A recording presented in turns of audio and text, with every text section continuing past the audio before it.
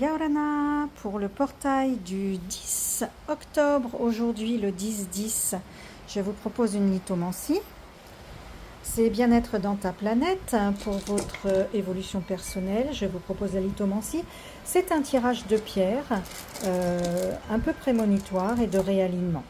Nous avons une journée qui va se poser sur le cœur, qui va nous demander une grande...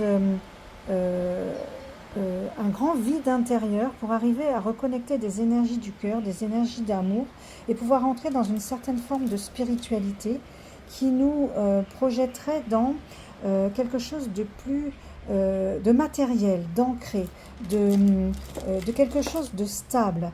Les anges sont avec vous. Il est question de se reconnecter aussi à son ange gardien ou alors des guides intérieurs, toujours pour ramener les énergies de lumière dans la matière, toujours pour s'ancrer, de façon aussi à se reconnecter à l'autre. C'est un peu comme une alliance, l'alliance de soi avec les autres personnes, une sorte de lien d'humanité.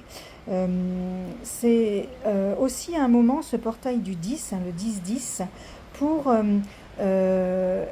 acquérir un peu de sagesse, se poser dans un équilibre intérieur.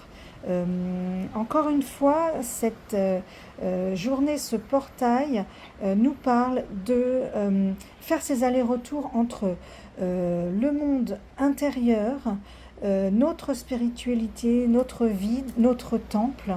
Lapsus révélateur vide, ce que je voulais dire aussi, c'est attention de se protéger tout le temps quand on est dans l'invisible, dans son temple intérieur, et les allers-retours entre la matière, les contingences, ce qui nous parle de choses de tous les jours.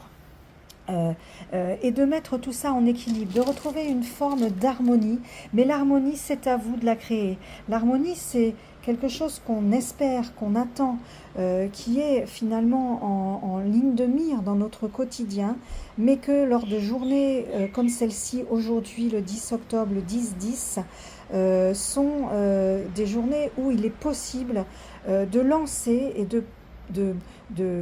d'envoyer un signal à l'univers de désir, de s'harmoniser, de s'aligner, d'équilibrer les choses. Une dernière pierre pour conclure.